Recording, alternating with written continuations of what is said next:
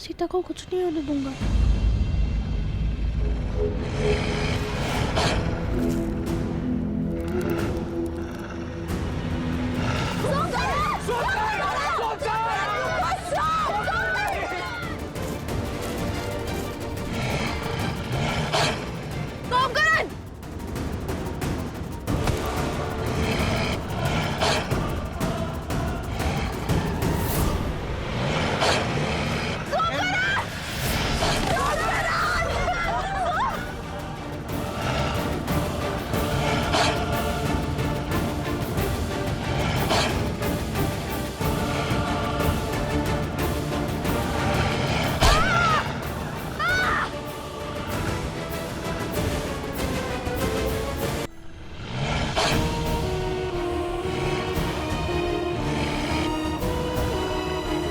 सोमकरण पुत्र,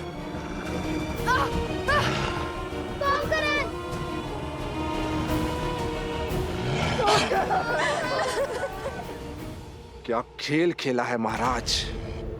अब तो ये वन देवी भी कुछ नहीं कर पाएगी। सोमकरण,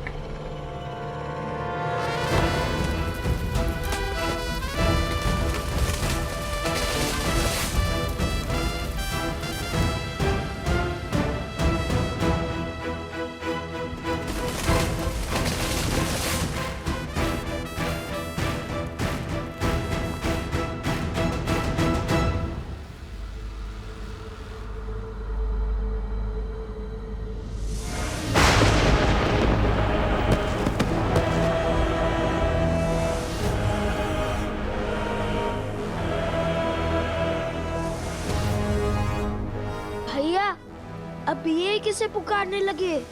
वानर सेना कम थी, जब और संकट आ पड़ा।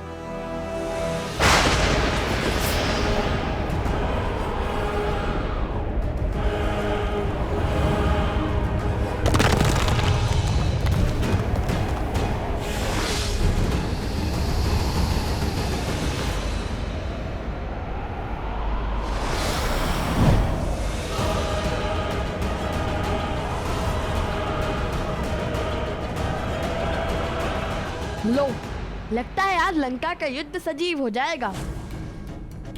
अब इन राक्षसों से भी लड़ना होगा हमें। विचित्र है ना, वानर राक्षस लंका कांड में एक दूसरे के रक्त की प्यासे होकर लड़ रहे थे। आज वो एक साथ एक ही पक्ष में है, हमारे कारण।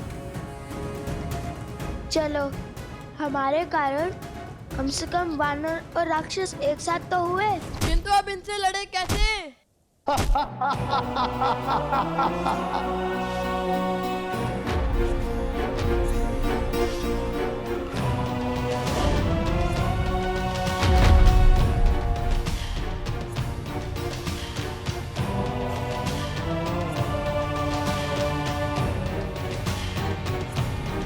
सोचो, कुछ सोचो।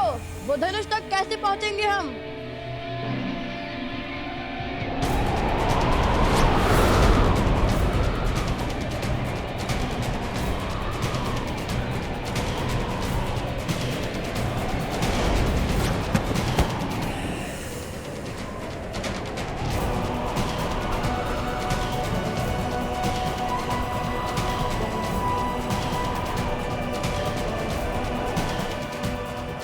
वन देवी,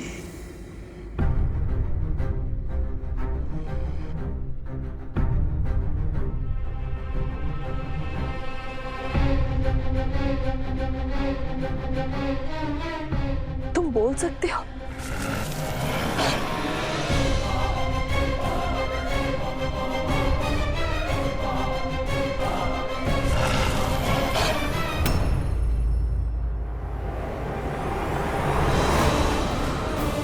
भैया, हमें वृक्ष को छोड़ना होगा, वरना ये पेड़ उखड़ जाएगा। मेरा हाथ पकड़ो कुश।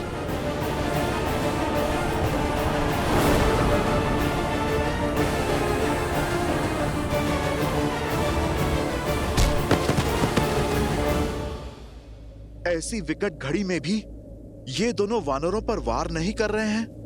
धन्य है माता सीता के संस्कार।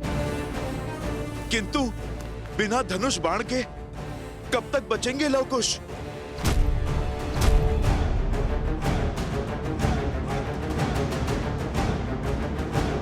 कुश, अब एक ही मार्ग है। मैं इनका ध्यान भटकाता हूँ और तुम जाके धनुष लाओ।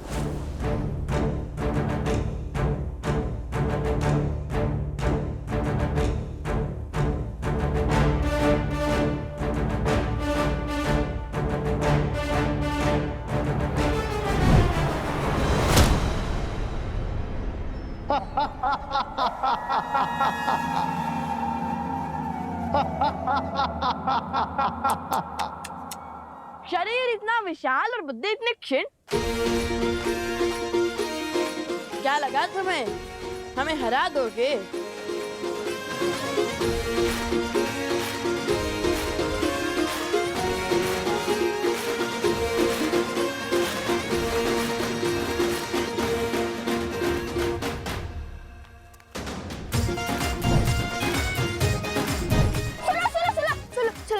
सुना है? बड़े चप्पल हो, बड़ा ऊंचा कूद करते हो। पकड़ सकते हो तो पकड़ कर दिखाओ।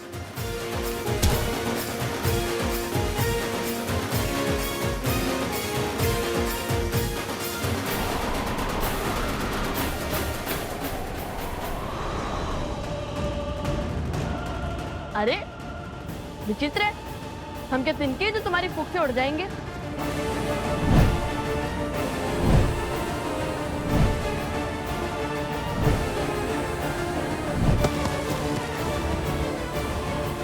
भैया लीजिए।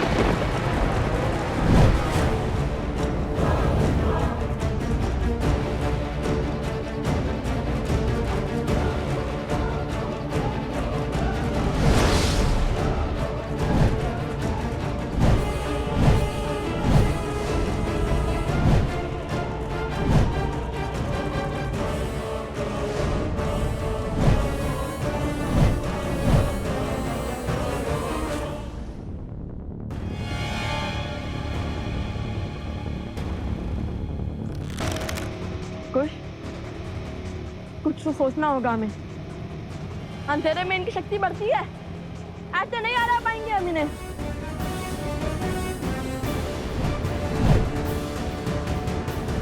भूल गए श्री राम ने इनका अंधकार कैसे किया था?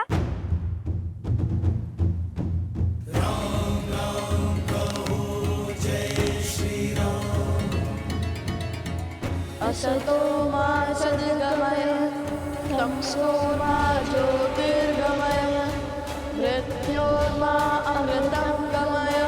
ओम शांति शांति शांति।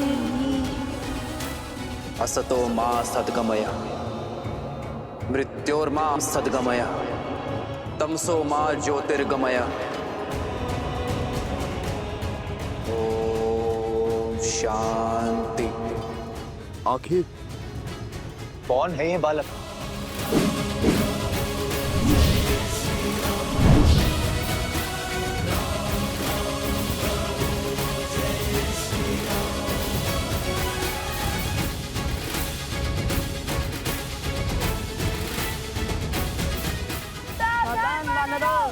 नहीं, क्या ये वानरों का वध करने वाले हैं?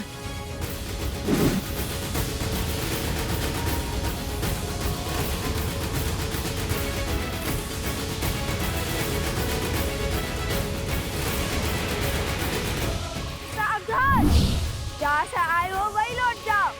सुमाला अस्त्र।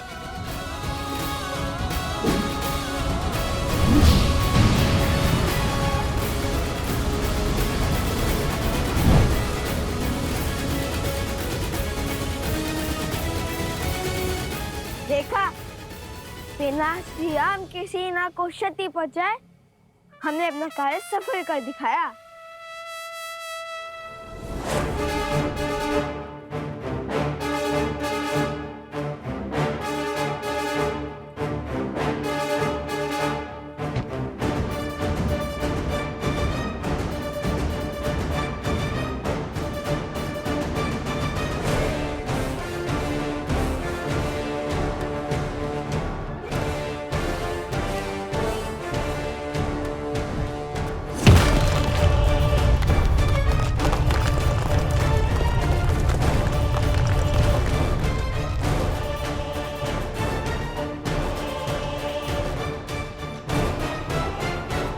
विजय से पूर्व उत्साह मूर्ख बनाते हैं।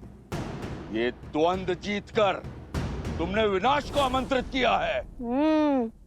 सत्य वचन। युद्ध विनाश को तो आमंत्रित करता है, किंतु ये प्रश्न है किसके, हमारे या आपके? वानरराज, प्रतीत होता है कि ये बालक साधारण बालक नहीं। साधारण हो या असाधारण, इनका अंत अब मेरे ही हाथों से होगा।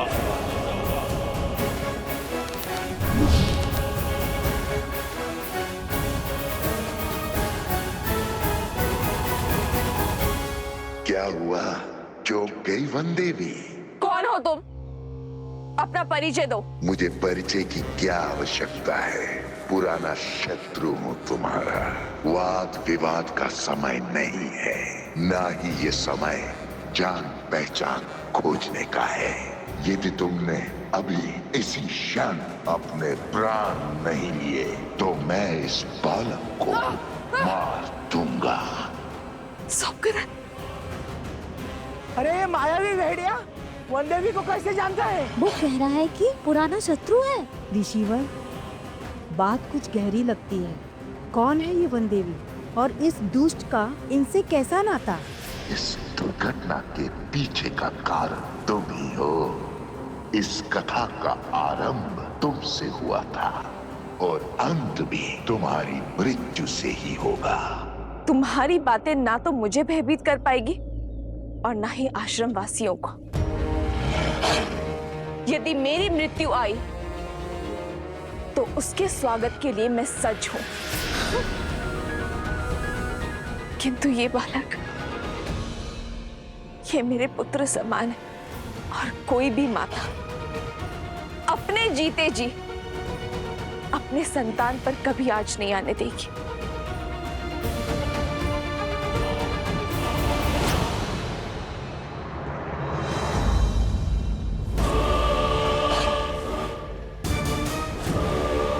तो फिर निभाओ ना मां होने का कर्तव्य। विलंब किस बात का? अपने प्राण देकर इसका जीवन बचा लो।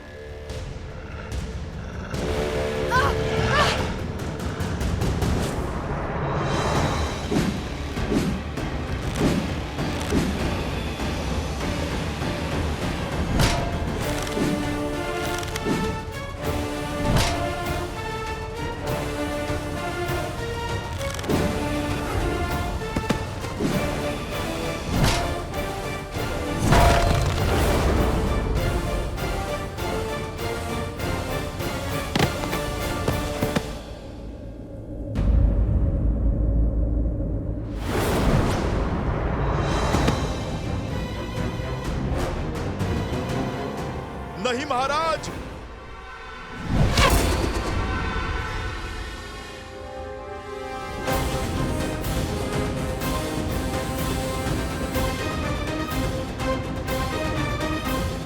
क्या हुआ महाराज?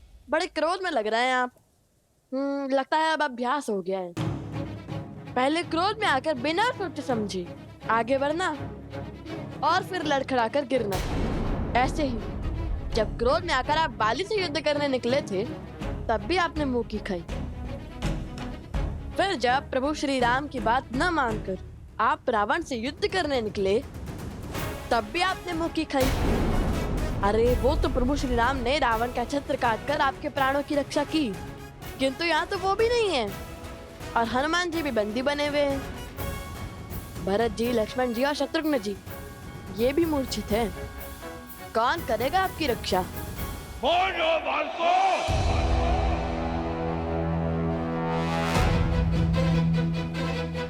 फिर से क्रोध, संभालिए। क्रोध पर केवल आपका आधिपत्य नहीं है, यदि हमें आ गया तो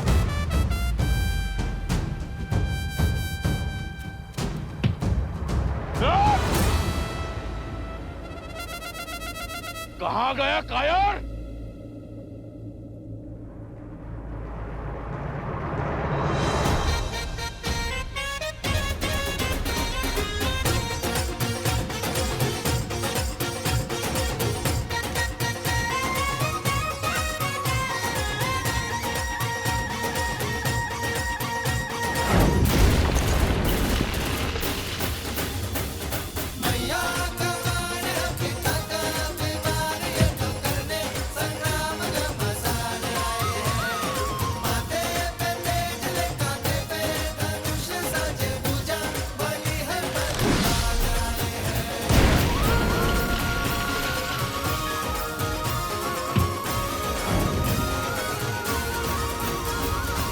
सावधान!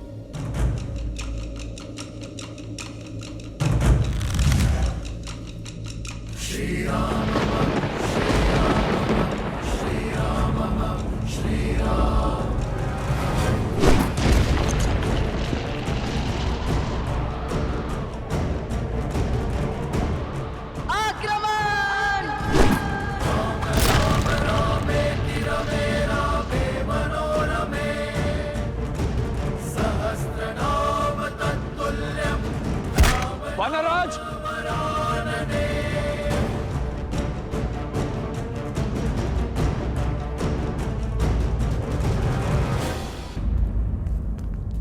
वानराज!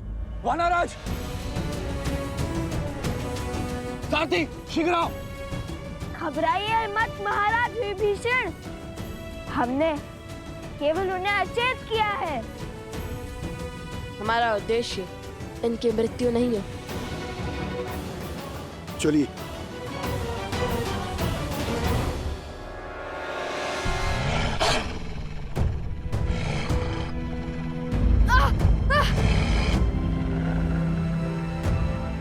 तो तुम्हारा उद्देश्य मेरी मृत्यु है? अवश्य, तभी तो तुम्हें खोजते हुए यहां तक आए हैं। अब व्यर्थ की बातों पर समय मत गवाओ, अपना अध्याय समाप्त करो ताकि इस बालक की जीवन कथा आगे बढ़ पाए।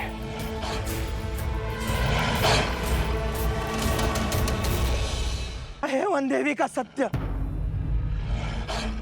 और ये भेड़िया वन देवी के प्राणों की आहुति क्यों चाहता है?